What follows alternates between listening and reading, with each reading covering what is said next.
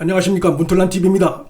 윤석열 검찰이 그간의 조사에서 드러난 증거들을 근거로 문재인을 직접 조사해야 할 필요성이 커졌습니다.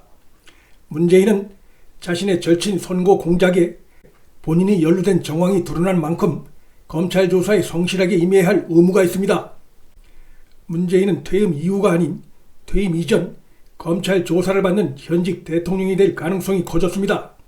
최악의 위기에 몰린 문재인이 법무부를 동원해 검찰을 공격할 가능성이 제기되고 있습니다. 내년 1월 검찰 정기 인사에서 윤석열의 수족이 모두 잘려나갈 것이란 흉흉한 소문도 돌고 있습니다. 하지만 윤석열 검찰은 이 시각까지 전혀 흔들림 없이 문재인 정권의 거악을 조사해 나가고 있습니다. 검찰은 지금 거대 비위 권력에 맞서 시간 싸움을 해야 하는 어려운 상황이지만 일체의 좌고우면 없이 법과 원칙에 따라 소신있게 수사를 이어가고 있습니다. 검찰의 이 같은 흔들림 없는 당당한 수사 태도에 문재인이 자신의 비위 사실에 대해 해명을 하다 그 말이 돌뿌리가 돼 자신이 이전에 한 말이 거짓으로 드러나는 안심하기 짝이 없는 상황이 나타나고 있습니다. 이런 가운데 문정권 선거 개입 정치 공작의 중요한 단서가 또 드러났습니다. 최초의 첩보 생산 단계와 관련된 단서입니다.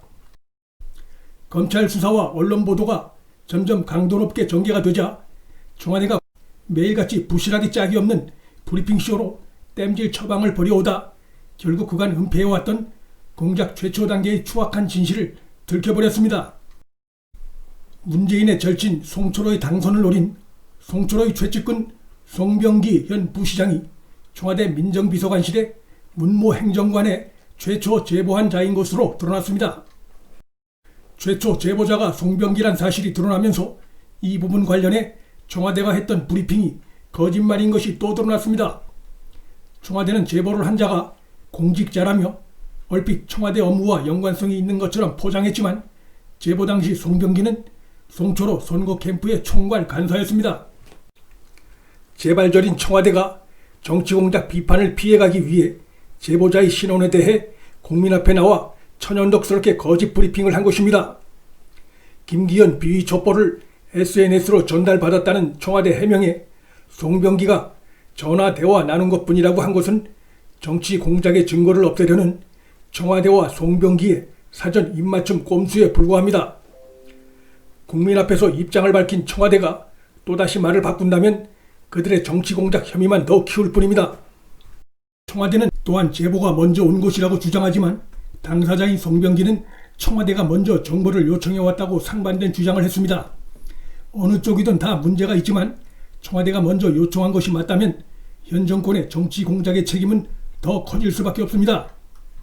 송병기로부터의 최초 제보가 청와대 문모 행정관에게 입수되기까지의 두 사람 사이의 행적이 아직 많은 부분이 베일에 가려져 있습니다.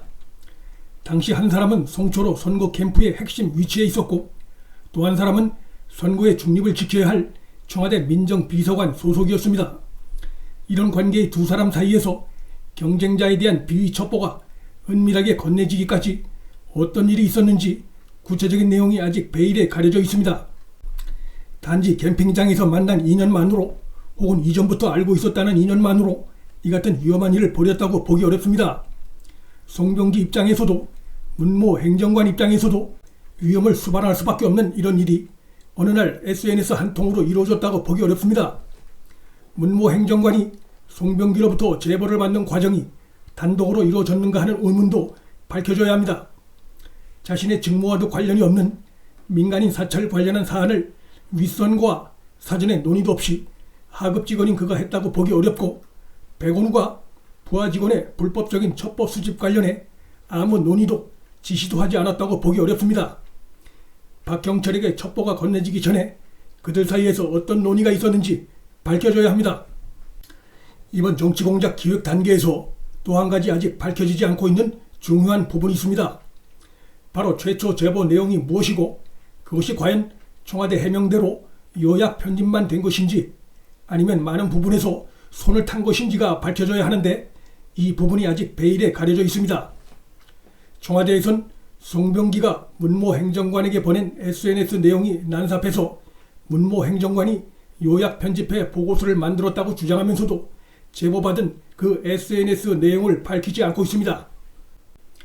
따라서 송병기가 보낸 첩보 원본과 문모 행정관이 백원우에게 보고한 요약 편집된 내용, 그리고 백원우가 박형철에게 건넨 비위 첩보 문건을 모두 공개해 어떤 점이 다른지, 어느 부분에 손을 댔는지 구체적으로 비교해야 합니다.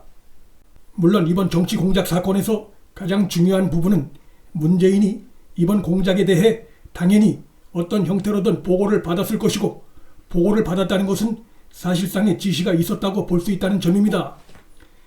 이번 정치 공작에 관련된 인물들이 송철호, 조국, 백원우, 황운하 등 모두 친문 충성자들이란 점에서 이들과 문재인이 어떤 형태로든 선거 관련해 은밀한 교감을 나눴을 가능성을 배제할 수 없습니다.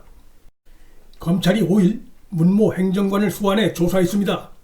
문 행정관 다음엔 송병기 소환 조사가 있을 것이고, 그 뒤로 송철호, 백원우, 조국 등의 조사가 다시 이어지고, 최후엔 문재인 개입을 파헤치기 위해 청와대 압수수색은 물론이고 문재인에 대한 직접 조사가 필요할 것입니다.